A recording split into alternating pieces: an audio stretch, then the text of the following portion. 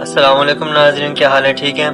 بات چل رہی تھی کھانا کھانے کی سنتوں کے بارے میں، تو اس میں ایک سنت گزر چکی کہ کھانا کھانے کی سنتوں میں ایک سنت یہ بھی ہے کہ کھانا کھانے سے پہلے اور کھانا کھانے کے بعد میں اپنے ہاتھوں کو دھویا جائے کہ یہ برکت کا باعث ہوتا ہے۔ اس میں ایک بات رہ گئی تھی کہ اکثر لوگوں کی یہ عادت ہوتی ہے کھانا کھانے کے بعد جس برتن میں کھایا ہوتا ہے اسی میں اپنے ہاتھ دھو ڈالتے ہیں، یہ بے ادبی شمار ہوتی ہے۔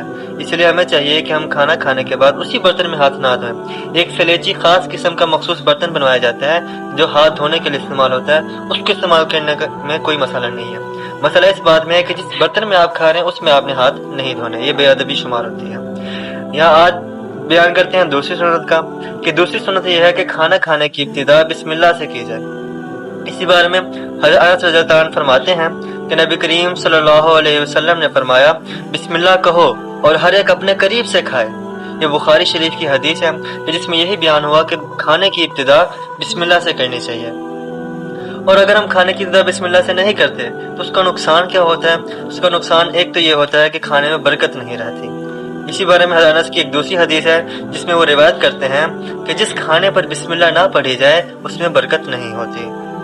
دوسرا نقصان یہ ہوتا ہے کہ اگر بسم اللہ نہ پڑھی جائے تو اس کھانے میں شیطان شریک ہو جاتا ہے۔ جابر رضی اللہ عنہ سے روایت ہے کہ نبی کریم صلی اللہ علیہ وسلم کو میں نے فرماتے ہوئے سنا کہ جب آدمی گھر میں داخل ہوتا ہے اور اللہ کا نام لیتا ہے اور کھانے پر اللہ کا نام لیتا ہے تو شیطان کہتا ہے نہ سونے کی گنجائش ہے نہ کھانے کی۔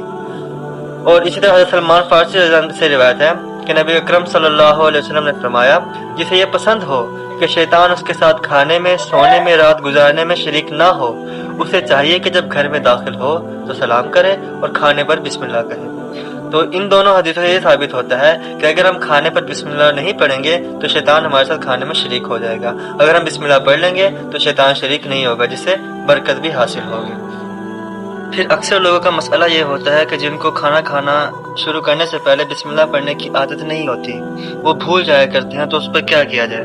اس میں یہ ہے کہ پریشان ہونے کی ضرورت نہیں ہے کہ جب بھی آپ کو یاد آئے کہ میں نے بسم اللہ نہیں پڑھی کھانا کھانے سے پہلے تو آپ بسم اللہ پڑھ لیں۔ اسی کے بارے میں حضرت جابر رضی اللہ عنہ کی حدیث ہے، وہ روایت کرتے ہیں کہ نبی اکرم صلی اللہ علیہ وسلم نے فرمایا بسم اللہ کہنا شروع کھانے میں بھول جاؤ تو بعد میں پڑھ لو۔ کہ آپ صلی اللہ علیہ وسلم نے فرمایا اگر بسم اللہ پڑھنا شروع میں بھول جائے تو وہ بسم اللہ اولہ و آخرہ پڑھ لے، کہ یہ کھانا کھانے کے درمیان کی دعا ہے کہ بندہ اگر شروع میں بسم اللہ پڑھنا بھول جائے تو ہمیں بھی چاہیے کہ ہم کھانا کھانے سے پہلے بسم اللہ ضرور پڑھیں آپ علیہ السلام کی سنت پر عمل کرتے ہوئے، اور اگر ہم بھول جائیں تو درمیان میں بسم اللہ اولہ و آخرہ پڑھ لیں۔